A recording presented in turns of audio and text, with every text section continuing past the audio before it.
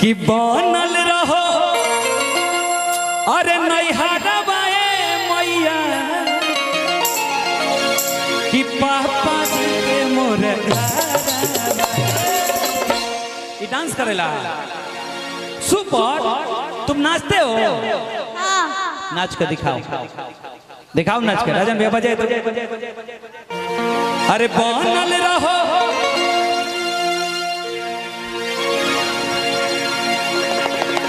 अरे नैहरा बाए मैया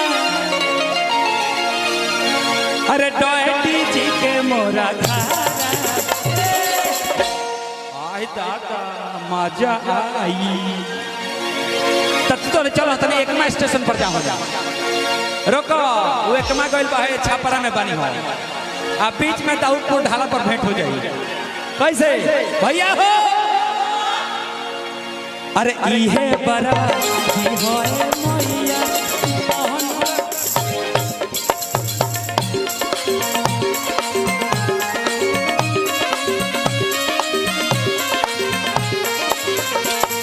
अरे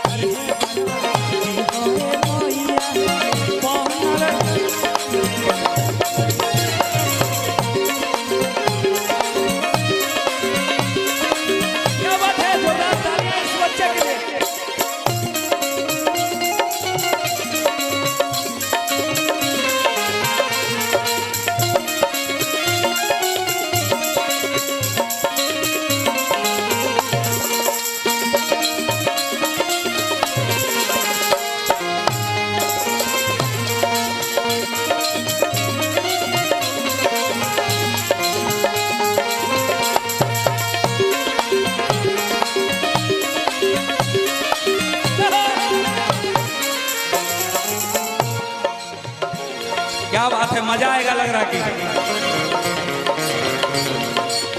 चमकत रहे सिनुरा।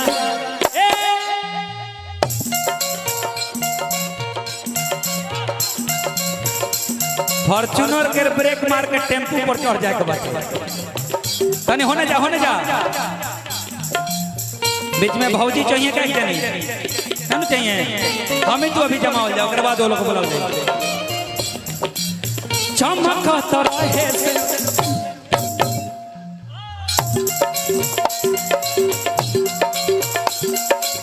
चमकत रहे सिनुरा माई मुरलीला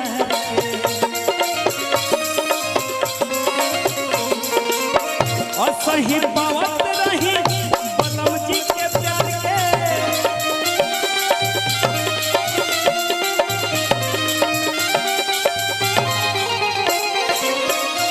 अरे बलम जी के प्यार के नैहरा में भैया ससुरा में रहो खुश मोरा लहुरा देवा।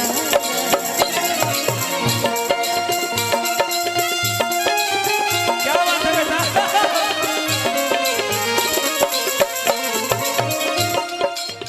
लौकता रहुआ लोग लौकता ना नैहरा में भैया ससुरा में रहो खुश मोरा लहुरा देवा। अरे इहे बड़ा अरे इहे बड़ा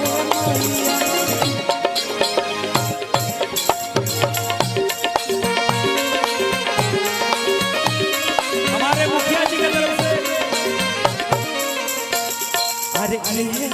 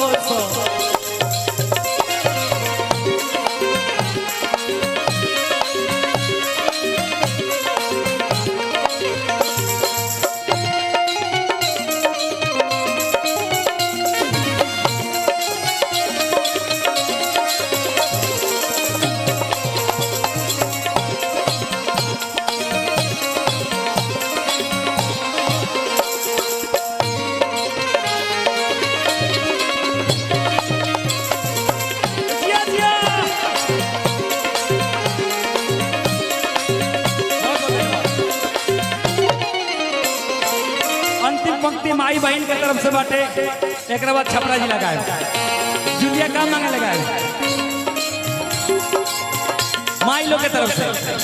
हम चाहें कि जितना यूट्यूब के कैमरा बा ये सब हमारे ऑडियंस को एक बार दिखाइए घुमा, और अपना तालियों के साथ हमारे गाने में आइएगा सब लोग। घरवा से दूर रखिहा दुखवा कलेश के, बोली बोली दुर्गा मैया की। कृपा बनले रहिहा अरे अजित नितेश पे,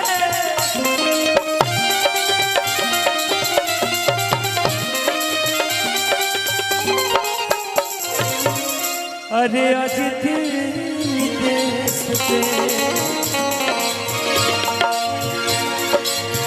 माई हो पुरैहा हिया राजू रैहा बबुआर मन के आरामा। माई हो पुरैहा हिया राजू रैहा बबुआ बेटी के आरामा। अरे इहे बरवा, अरे इहे बरवा दिहाए मैया बनल रहो।